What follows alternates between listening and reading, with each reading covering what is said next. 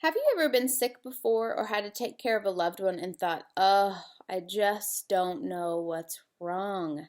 What am I supposed to do to make myself or these people feel better? I know that I've been there before, and I also know something that has really helped me in those situations, and that's performing an assessment. I'm sure you're thinking, I'm not a nurse, I don't know what an assessment is.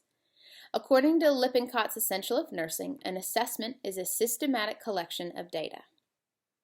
Now, in nursing school, we learned every single day for years on end how to perform a head to toe assessment. And again, I'm sure you're thinking, I don't know anything about the medical field. How am I going to be able to do this? It's really simple. Nursing Link breaks down a 10-minute head to toe assessment into systems.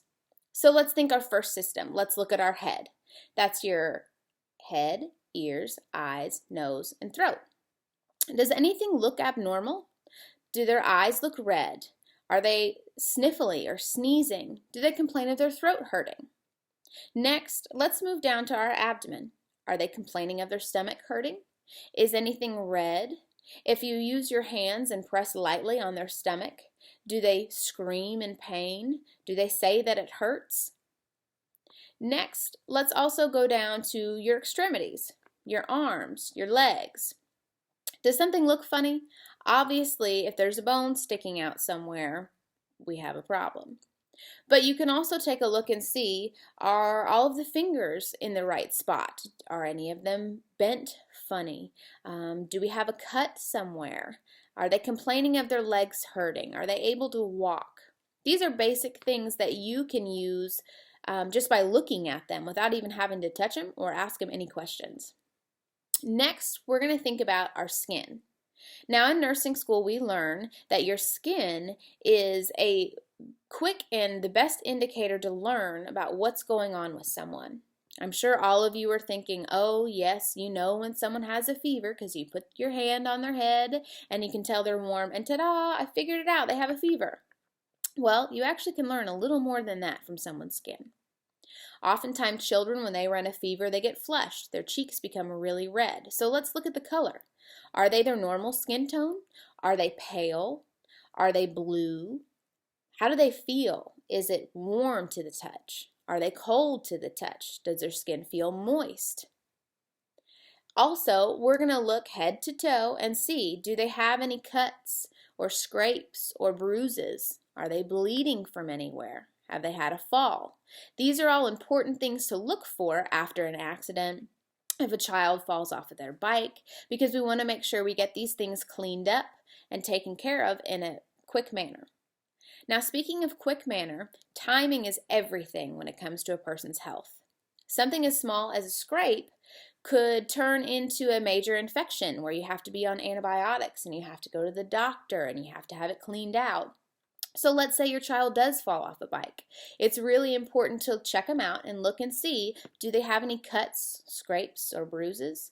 If so, we're going to want to take care of them, clean it really well, make sure it stays dry, and put a Band-Aid on it if needed, or if they need stitches, get them to the hospital or your doctor's office as soon as possible, because like I said, these things, small things, can turn into large things in no time. Also, there's another type of assessment. Nursing Center talks about a focused assessment. Quickest way to remember this, P, Q, R, S, T, and U. Now, P is going to stand for place. What brought this on? Do we know? Q is going to stand for quality or quantity. Is it a lot of pain? Let's think of a mild, moderate, or severe scale. Is it something that's mild and it may be able to wait a couple days? Is it something that's severe that we need to get to the doctor right now? Or is it something that, I'm feeling okay, but I think I'm going to have it checked out sometime this week? That's important. Let's go for R, which is region or radiation. That's very, very important. One of the first questions you should ask them.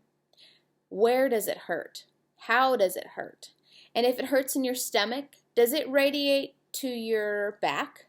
One of the biggest indicators of a heart attack is jaw pain. If someone's complaining of their jaw hurting, ask them, does it radiate down into your arm? That's a very typical symptom of a heart attack.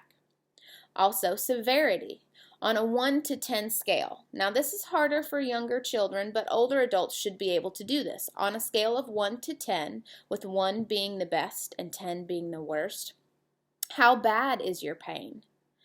Timing. When did this start? Is this something that happened 5 minutes ago, 5 days ago? And also, you for understanding. That's one of the most important things you can do in a situation when someone is sick, other than yourself, is understand that they are in pain. Listen to what they're saying, because they know their bodies better than anybody else. I know this can be a little overwhelming, but I'm telling you, it's really, really simple. And the next time something comes up, you'll realize how you do all of these things without even knowing it.